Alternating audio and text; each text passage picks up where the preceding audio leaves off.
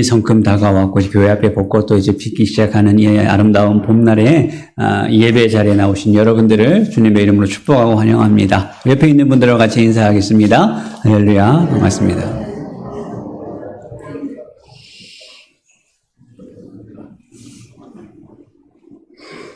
네, 감사합니다. 우린 계속해서 이제 이 출애굽기 말씀을 살펴보고 있습니다. 우린 지난 시간에 모세와 아론이 이제 바로 앞에 서는 장면을 살펴봤어요. 하나님께서 모세를 부르셨고 모세를 끝까지 설득하신 결과 드디어 모세가 바로 앞에 서서 하나님 말씀을 선포하게 되었습니다. 모세가 그렇게 하나님의 사명을 받고 바로와 왕 앞에 설 때에는 아마 큰 희망과 기대를 가지고 바로 왕 앞에 섰을 거예요. 이제 하나님께서 일하시니까 뭔가 달라지겠구나. 이제 현실이 뭔가가 변화가 생기겠구나. 그러나 실제 결과는 어떻습니까? 모세의 기대와는 정반대로 너무나도 처참한 실패를 맛보고 말았어요. 바로는 하나님의 말씀을 무시했고 오히려 이스라엘 백성들에게 더 혹독한 노동을 부과했습니다. 모세는 하나님께서 이스라엘을 구원하신다라는 이 기대를 가지고 바로 왕 앞에 나갔지만 현실은 정반대로 지금 나타나고 있는 것이죠. 상황이 이렇게 되자 이스라엘 백성들은 오히려 지금 모세에게 원망을 쏟아놨습니다. 그것이 우리가 지난 시간 살펴본 5장 21절의 말씀이죠. 한마디로 이스라엘 백성들은 우리가 이렇게 고생하게 되는 것은 다 너희 때문이라고 모세와 아론의 탓을 하고 있어요. 당신들 때문에 우리가 이제 죽게 되었다라고 원망을 하는 것입니다. 여러분, 상황이 이렇게 바뀌면 모세의 마음이 어땠을까요? 깊은 실망과 좌절을 경험하지 않겠습니까? 모세는 자기가 갈 수 없다는데도 하나님께서 긴 설득과 동력 끝에 하나님 말씀에 순종해서 이 자리까지 오게 되었어요. 근데 현실은 이스라엘이 구원을 얻거나 상황이 좀 나아지는 것이 아니라 애굽 왕 바로는 더 완악해지고 모세에게 돌아오는 것은 백성들의 원망입니다. 우리도 종종 이런 경험할 때가 있지 않습니까? 하나님 말씀에 순종하여 살아가는데 내 상황은 더 나빠지고 믿음으로 살려고 하는데 문제가 더 커지는 경우를 우리는 만나게 될 때가 있습니다. 그래서 오늘 본문의 모세는 이런 상황을 두고 하나님 앞에 원망하고 있어요. 백성들은 모세를 향해서 원망하고 있고 모세는 하나님을 향해서 원망하고 있는 거예요. 그것이 오늘 본문 5장 22절입니다. 모세가 여호와께 돌아와서 아뢰되 주여 어찌하여 이 백성이 학대를 당하게 하셨나이까? 어찌하여 나를 보내셨나이까? 여러분, 성경 전체를 통틀어서 한 인간이 하나님을 향하여 하나님 어찌하여 이러십니까? 하나님 어찌하여 이렇게 하십니까? 두 번이나 연달아 어찌하여 하면서 하나님을 원망하는 장면은 지금 이 장면이 거의 유일한 장면일 거예요. 그것도 단순한 어떤 질문을 하고 있는 것이 아니라 하나님께서 왜 이러시냐고, 하나님께서 이러시면 안 되는 거 아니냐고 하나님을 향한 항변과 원망을 쏟아놓고 있는 거예요. 우리가 신앙생활을 하면서 제일 당황스러울 때 하나님께서 하시는 이 일이 이해되지 않을 때가 언제인가요? 지금 이 모세가 가지고 있는, 모세가 처한 이 상황이나 우리가 지금 세상 속에서 하나님을 향해서 가지는 원망이나 아니면 의문이나 이게 다르지 않습니다. 나는 믿음으로 하나님 앞에 순종을 했는데 하나님께서 왜 이러시냐는 거예요. 왜 하나님, 내가 믿음으로 살아가는 이 삶, 이 도전이 아무런 소용이 없습니까? 라고 그렇게 원망을 하게 되는 것이죠. 모세가 지금 이것을 가지고 하나님 앞에 따지고 있습니다. 그리고 23절을 보시면 모세의 항변은 더 날카로워집니다. 내가 바로에게 들어가서 주의 이름으로 말한 후부터 그가 이 백성을 더 학대하며 주께서도 주의 백성을 구원하지 아니하시나이다. 그러니까 이스라엘이 이 하나님의 백성 아니냐는 거예요. 이스라엘이 내 백성입니까? 이스라엘은 하나님의 백성인데 하나님께서 이스라엘을 구원하시겠다고 해놓으시고서는 왜 이스라엘을 더 괴롭도록 만드시냐는 거예요. 바로가 이스라엘을 이렇게 더 학대하는데 왜 하나님은 그냥 그들을 고통 속에 놓아두십니까? 라고 이렇게 하나님을 향하여 항변하는 거죠. 이거 조금 더 심한 말로 말하면 하나님 정말 우리의 하나님 맞냐는 거예요. 지금 이 모세의 모습, 이 원망하고 있는 이 모습을 보면 우리가 알던 믿음의 영웅인 모세의 모습과는 너무나도 달라 보입니다. 지금 하나님을 향해서 따지고 하나님을 향해서 원망하고 있는 이 모세의 모습은 전혀 신앙적이지도 않고 믿음이 있는 사람처럼 보이지 않아요. 그런데 오늘 본문을 자세히 보시면 모세가 이렇게 감히 하나님께 대들고 감히 하나님께 어찌하면서 하나님을 향하여 직접 원망하고 있는데 오늘 본문에서 하나님께서는 이런 모세의 모습을 보시고 잘못됐다고 꾸짖거나 책망하시는 장면이 등장하지 않습니다. 오히려 하나님께서는 모세가 원망하고 있는 것보다 더 긴 말씀으로 모세를 설득하고 계세요. 모세를 다시 탓하지 않으시고 모세에게 말씀을 계속 주고 계시는 거예요. 하나님께서 이렇게 하시는 이유는 모세의 이런 행동을 모세의 믿음 없는 불신앙에서 나오는 행동이 아니라 오히려 지금 모세의 믿음으로 보셨기 때문에 하나님께서 이렇게 하시는 거예요. 물론 모세가 하나님을 더 신뢰하고 이런 문제에도 흔들리지 않았다면 얼마나 더 좋겠어요? 모세가 이렇게 하나님을 향하여 항변하고 원망하고 있는 이 장면이 잘했다는 것은 아니에요. 지금 이런 모습이 정당하다는 것은 아닙니다. 그러나 모세의 이런 항변과 하나님을 향한 부르짖음은 모세의 믿음이 없어서가 아니라 모세에게 믿음이 있기 때문에 모세가 지금 이렇게 행동하고 있는 것입니다. 믿음이 없으면 그냥 하나님께서 하시는 말씀이 아무 소용없다고, 믿음 소용없다고 버리고 떠나가면 그만입니다. 내가 순종해봐야 아무런 도움도 되지 않고 내가 순종해봐야 말씀대로 살아봐야 아무 소용도 없다고 그냥 돌아서면 그만인 거예요. 이렇게 따지고 원망하고 할 것도 없습니다. 그럼 오늘 본문은 22절에 지금 무슨 말로 시작하고 있습니까? 모세가 여호와께 돌아와서라는 말로 시작하고 있어요. 이것이 모세에게 있는 지금 가장 큰 변화예요.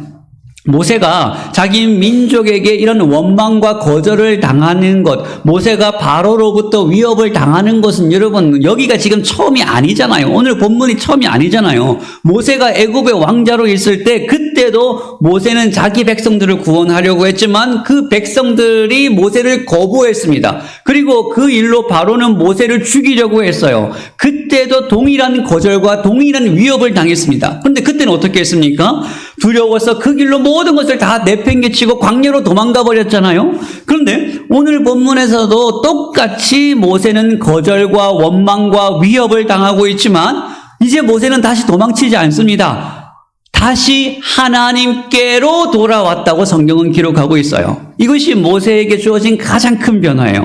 여러분 상황이 이해되지 않고 때로는 이 현실이 두렵기도 하고 할 수만 있다면 이 자리를 벗어나고 내 사명과 내 모습을 내팽개쳐버리고 그냥 세상으로 도망가고 싶을 때도 우리는 종종 경험할 때가 있잖아요. 그런데 돌아가지 않고 세상으로 가지 않고 하나님께로 다시 나오는 것, 따지더라도 원망하더라도 다시 하나님 앞에 나와서 하나님 앞에 나의 솔직한 마음과 감정을 쏟아내는 것, 이것을 하나님께서는 우리의 믿음으로 보시는 거예요. 이것을 지금 이렇게 하고 있는 이 모세의 행동을 하나님께서는 믿음으로 보고 계시는 것입니다.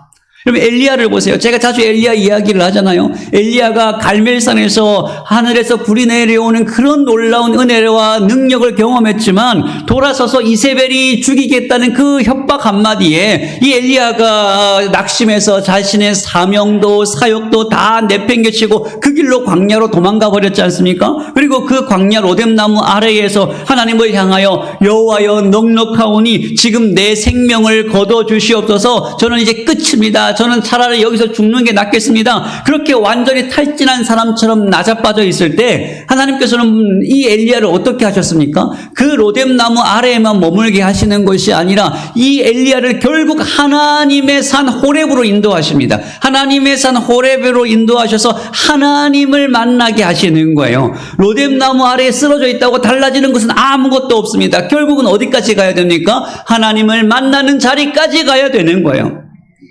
많은 사람들이 기도를 어렵게 생각하시는데 여러분 기도는 어려운 것이 아니에요. 때로는 우리의 기도가 잘 정죄되거나 기도의 형식을 다 갖추지 못하더라도 하나님께 나와서 우리의 감정, 있는 그대로의 감정과 어려움을 쏟아내는 것이 더 좋은 기도가 될 수가 있습니다. 우리의 있는 모습 그대로 하나님 앞으로 나오는 거예요. 이것이 하나님의 자녀, 하나님의 백성으로서의 특권이에요. 하나님께서는 이스라엘을 향해서 뭐라고 부르셨습니까? 이스라엘은 내 장자다. 이스라엘은 내 아들이다라고 부르셨어요. 여러분 아들이 가지고 있는 특권이 뭔가요? 언제든지 어떤 모습으로든지 아버지께 나갈 수 있다는 것이 아들로서의 특권 아니겠습니까? 그러므로 중요한 것은 우리가 하나님의 자녀라면, 하나님의 백성이라면 우리는 어떤 모습으로든지 하나님 앞에 당당하게 나갈 수가 있는 거예요. 하나님이 이해되지 않고 하나님이 원망스럽고 때로는 하나님이 하시는 일에 나에게 섭섭하다고 할지라도 그래도 다시 하나님께로 돌아오고 하나님께로 나아가는 것이 믿음이고 그것이 우리의 회복의 시작인 거예요. 그래서 힘들고 어려워도 결국 우리는 하나님을 만나는 자리로 나가야 되는 것이죠. 하나님께로 나가야 되는 것입니다. 그리고 하나님께서는 그렇게 하나님께로 나온 그 행동, 그 부르짖음을 우리의 믿음으로 여겨주시는 거예요. 비록 하나님께 나갈 때 내 감정은 원망일 수 있고 하나님에 대한 섭섭함일 수 있습니다. 그럼에도 불구하고 다시 하나님께로 나가는 것이 믿음인 거죠. 왜냐하면 우리가 하나님께로 다시 나간다는 것은 그래도 하나님께서 모든 일의 주권자가 되시고 내 인생의 주님이시기 때문에 그 믿음이 있기 때문에 우리가 다시 주님 앞으로 나가는 거 아니겠습니까? 그리고 그 믿음으로 하나님 앞에 나아갈 때 하나님께서는 결코 침묵하지 않으시고 결국 우리에게 응답을 하시는 하나님이십니다. 바로 우리가 믿는 하나님이 이런 하나님이시라는 것을 오늘 본문에서 너무나도 잘 나타나고 있어요. 오늘 본문을 보시면 모세는 좌절과 혼란 속에서 하나님 앞에 부르짖었지만 그러나 하나님께서 드디어 그 모세에게 응답하십니다. 그것이 오늘 본문 6장 1절의 말씀이에요. 6장 1절을 보시면 여호와께서 모세에게 이르시되 이제 내가 바로에게 하는 일을 내가 보리라. 강한 손으로 말미암아 바로가 그들을 보내리라. 강한 손으로 말미암아 바로가 그들을 그 땅에서 쫓아내리라. 모세는 하나님 어찌하여 이렇습니까? 하나님 어찌하여 이렇게 일하십니까? 라고 항변했지만 이 항변에 대한 하나님의 대답은 무엇인가요? 이제 내가 바로에게 하는 일을 네가 볼 거야 라고 말씀하시는 거예요. 하나님께서 하시는 말씀은 모세가 왜? 라는 이 질문에 이 상황이나 이 하나님께서 이렇게 일하시는 목적에 대해서 하나님께서 왜 일을 이렇게 하시는지에 대해서 설명하시는 것이 아니라 하나님께서는 이제라고 선언하시는 거예요. 지금부터가 시작이라는 것입니다. 이제 하나님께서 강한 손으로 직접 역사하시겠다는 거예요. 지금까지는 아무런 변화가 없고 상황이 더 나빠지는 것처럼 보여도 실망하지 말라는 것입니다. 이제부터가 진짜 하나님께서 일하시는 그때라는 것을 말씀해 주시는 거예요. 하나님께서 하시는 이 일이 얼마나 선명하고 분명하냐면 바로가 이스라엘을 결국은 내보내게 될 건데 어떻게 내보내게 된다고 말씀하십니까? 1절 마지막에 보시면 바로가 그들을 그의 땅에서 쫓아내버린다는 거예요. 바로가 이스라엘을 쫓아내버린다는 것은 지금 바로는 원래 뭐라고 얘기했습니까? 결코 이스라엘을 내보낼 수 없다라고 했어요. 결코 내가 이스라엘을 내보내지 않겠다라고 말했습니다. 그러나 지금부터 이제 하나님께서 역사하시면 그냥 이스라엘을 보내는 정도가 아니라 도저히 이스라엘과 함께 할 수 없고 도저히 이스라엘을 보내지 않으면 견딜 수 없어서 이스라엘을 쫓아내버리게 된다는 거예요. 이 일을 누가 하신다고요? 내가 하겠다라고 하나님께서 말씀하시는 것입니다. 이 일은 모세의 손도 아니고 바로의 손도 아니고 하나님의 강한 손으로 그분의 능력으로 하시겠다는 거예요.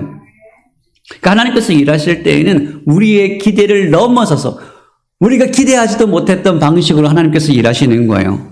그래서 하나님께서 모세에게 1절에서 무슨 말로 시작하십니까? 내가 바로에게 하는 일을 네가 보리라. 이 일은 내가 하는 거야. 너는 내가 하는 일을 보게 될 거야. 이건 너의 능력도 아니고 너의 신실함도 아니고 나의 능력으로 내가 하는 일이야. 너는 지켜보기만 하라. 하나님께서 이렇게 말씀하시는 거예요.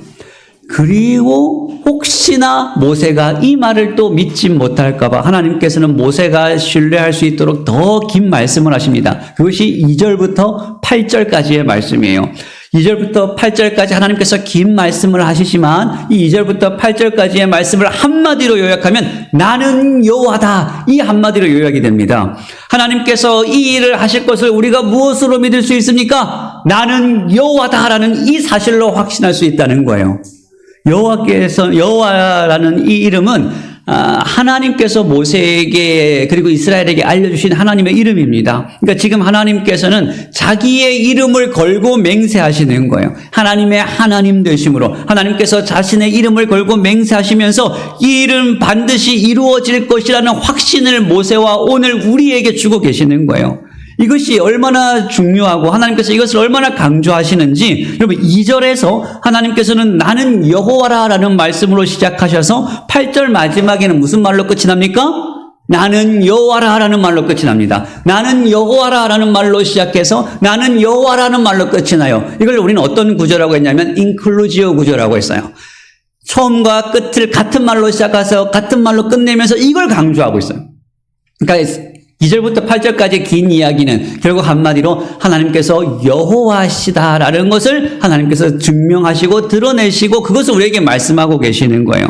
그러니까 하나님께서는 모세를 설득하시기 위해서 어떤 다른 증거나 어떤 다른 이유를 말씀하시는 것이 아니라 하나님이 어떠한 분이신가를 알려주시는 거예요. 나는 여호와라는 것입니다. 그리고 하나님께서 이렇게 말씀하시는 목적은 지금 모세 앞에 놓여 있는 어떤 상황이나 현실이나 아니면 모세에게 느껴지는 내가 느끼는 어떤 감정이 아니라 하나님께서는 나를 보라, 나를 신뢰하라라고 말씀하시는 거예요. 그러면 하나님께서 여호와시다, 나는 여호와다라는 이 말에는 어떤 의미가 있을까요?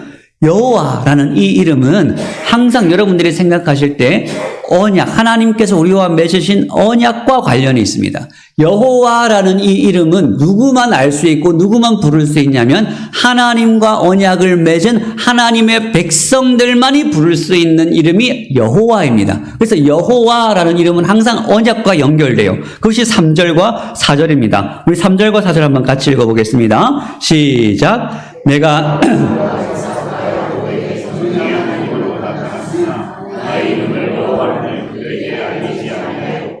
가나안 땅 곧 그들이 거류하는 땅을 그들에게 주기로 그들과 언약하였더니. 자, 하나님께서 이 여호와시다라는 것은 우리와 언약을 맺으신 하나님이시라는 거예요. 요즘은 이 언약이라는 말을 잘 쓰지 않아서 요즘 쓰는 말로 바꾸면 계약이라는 말로 바꿀 수가 있죠. 그러니까 하나님께서는 이스라엘의 조상인 아브라함과 이삭과 야곱과 언약을 맺으셨다. 계약을 맺으셨다는 거예요. 그 계약의 내용이 뭔가 4절에 보시면 가나안 땅 곧 그들이 거류하는 땅을 그들에게 주기로 언약하셨다라는 거예요. 그러니까 지금 이스라엘 백성들은 애굽에 있지만 하나님께서 약속하신 땅은 이 애굽이 아니라 이 애굽에서 내보내셔서 가나안 땅을 주시겠다는 것이 하나님의 약속이었습니다. 그리고 이 구절에서 중요한 것은 뭐냐면 3절에 내가 아브라함과 이삭과 야곱에게 전능의 하나님으로 나타났으나 나의 이름을 여호와로 그들에게 알리지 않았다라고 하는 것을 말씀하십니다. 나의 이름을 여호와로는 그들에게 알리지 않았다. 근데 여러분 창세기를 보시면 아브라함이 여호와의 이름을 불렀다라는 기록이 있고요. 이삭이나 야곱도 여호와의 이름을 알고 있었고 그 이름을 부르는 장면이 등장합니다. 그런데 왜 여기서 하나님께서는 나의 이름을 여호와로 그들에게 알리지 않았다라고 말씀하실까요? 이 말씀은 이 조상들이 여호와라는 이름 자체를 몰랐다는 말이 아니라 여호와라는 이름은 알고 있었지만 그 이름을 실제로 경험해 보지는 못했다는 뜻입니다. 그 언약, 하나님께서 아브라함과 이삭과 야곱에게 주신 그 언약을 실제로 경험하지 못하고 눈으로 보지는 못했다는 거예요. 그래서 신약의 히브리서 기자는 이것을 이렇게 설명합니다. 이 사람들은, 그러니까 약속의 이 조상들은 약속을 받지 못하였으되 그것을 멀리서 보고 기뻐했다는 거예요. 그러니까 아브라함과 이삭과 야곱은 하나님으로부터 내가 너로 큰 민족을 이루고 이 땅을 너에게 주겠다는 이 약속을 받기는 받았지만 그 약속이 성취될 가능성이 전혀 없는 현실 속에서 그 약속을 믿음으로써 살아왔다는 거예요. 그래서 그 약속이 자기들 눈앞에 성취되지는 않았지만 그 약속이 성취될 것을 멀리서 바라보고 그 약속을 기뻐했다는 것입니다. 그런데 지금 이제 이스라엘은 다르다는 거예요. 이 이스라엘은 이 약속이 성취되는 것을 실제로 눈으로 보고 경험하게 하시겠다는 거예요. 하나님께서 여호와시다. 하나님께서 언약을 맺으시고 언약을 실행하시는 하나님이시라는 그 언약이 자기들 눈앞에 성취되는 것을 실제로 보고 경험하게 하시겠다는 거예요. 이것이 바로 출애굽 사건의 핵심입니다. 출애굽은 단순히 이스라엘 백성들이 구원을 얻는 것이 아니라 왜 구원을 얻는가? 하나님의 언약에 의하여서 이스라엘이 큰 민족이 되었고 그 민족이 애굽에서 나와서 가나안 땅으로 들어가 그 가나안 땅을 차지하는 것, 하나님의 언약이 성취되는 것을 이스라엘 백성들이 이제 실제로 경험하게 하시겠다는 거예요. 그래서 약속을 이루시는 하나님이시다, 그분이 여호와이시다라는 것을 실제로 그들이 이스라엘 백성이 경험하게 하시겠다라는 것이 나는 여호와다라는 말씀의 의미가 되는 것입니다.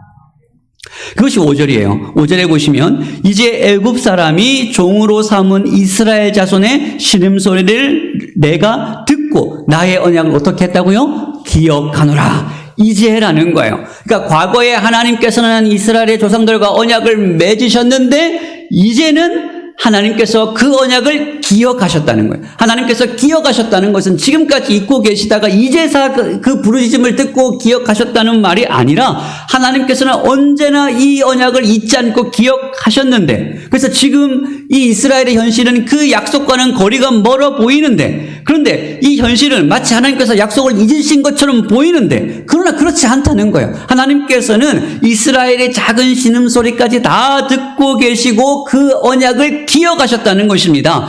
하나님께서 언약을 기억하셨다라는 말은 이제 그 언약을 기억하시고 성취하시겠다는 시작의 선언이에요. 여러분, 하나님은 기억하시는 하나님이십니다. 여러분들을 기억하시고 여러분들의 모든 아픔을 기억하시고 여러분들의 모든 신음소리를 듣고 계십니다. 들으실 뿐만 아니라 우리와 맺으신 언약도 기억하시고 실제로 우리의 삶으로 찾아오시는 하나님이세요.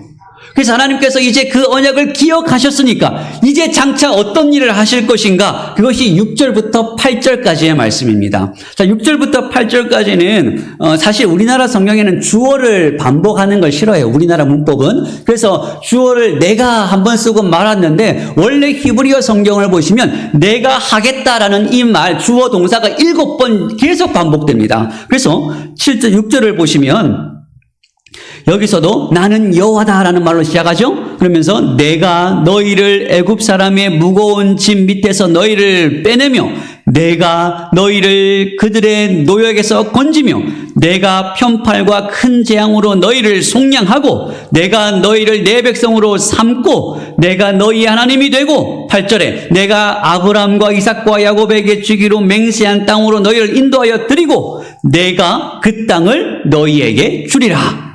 하나님께서는 계속해서 반복하십니다. 내가 할 거다, 내가 할 거다. 이 말씀을 하나님께서 의도적으로 반복하고 계시는 거예요. 하나님께서 이것을 의도적으로 반복하시는 이 일은 내가 하는 일이야.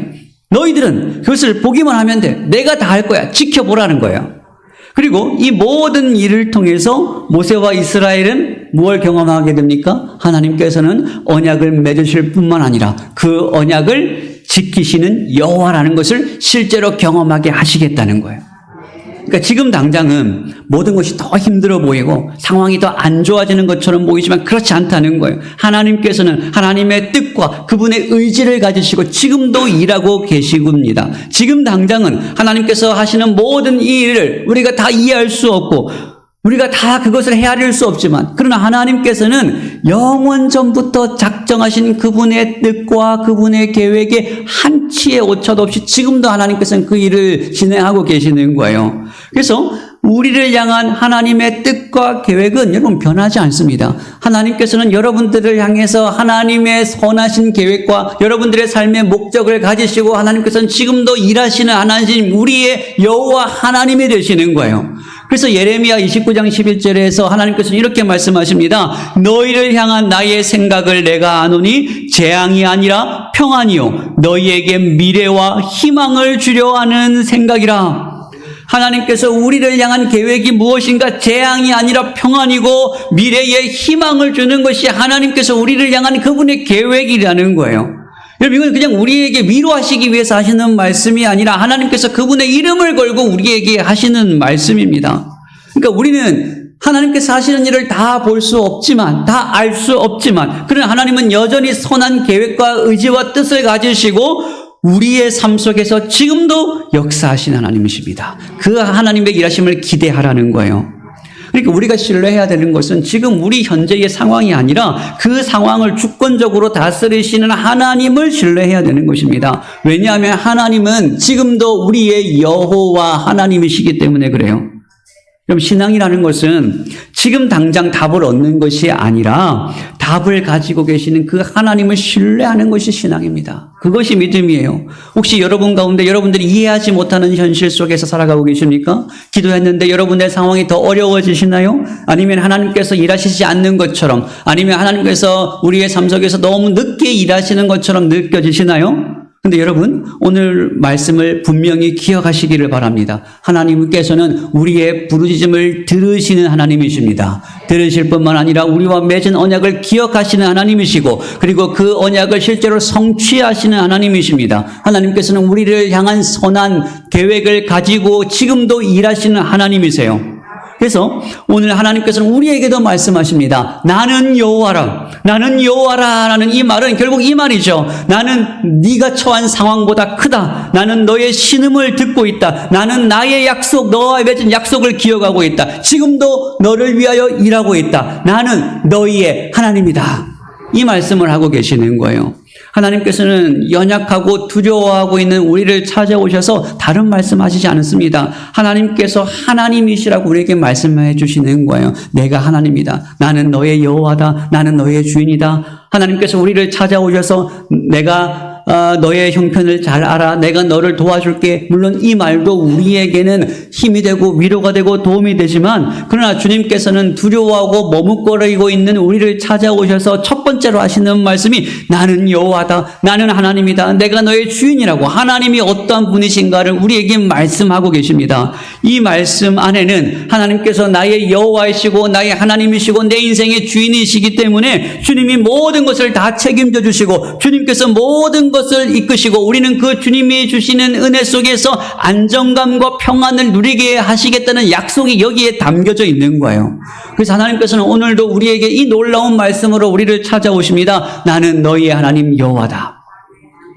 마가복음 6장에서 제자들이 바다 한복판에서 풍랑을 만나서 두려워하고 있을 때 예수님께서 물 위를 뚜벅뚜벅 걸어오시면서 제자들에게 하신 첫 마디가 뭐였습니까? 내니 두려워 말라. 나다. 두려워 말라라고 예수님께서 제자들을 찾아오셨어요. 다른 설명하지 않으셨어요. 나야. 나는 너의 하나님이야. 나는 너의 주인이야. 걱정하지 마. 두려워하지 마. 그 말씀으로 우리를 찾아오시는 거예요. 마찬가지로 주님은 오늘도 우리를 그렇게 찾아오십니다. 똑같은 은혜로, 똑같은 말씀으로 우리를 찾아오십니다. 나는 너희의 하나님 여호와다. 여러분, 우리를 찾아오시는 여호와 하나님으로 찾아오시는 그 하나님을 여러분 붙드시기를 바랍니다. 여러분의 상황과 여러분들의 현실에 두려워하지 마시고, 우리의 상황은 비참할 수 있습니다. 우리 앞에 놓여있는 바로는 더 완악해질 수 있습니다.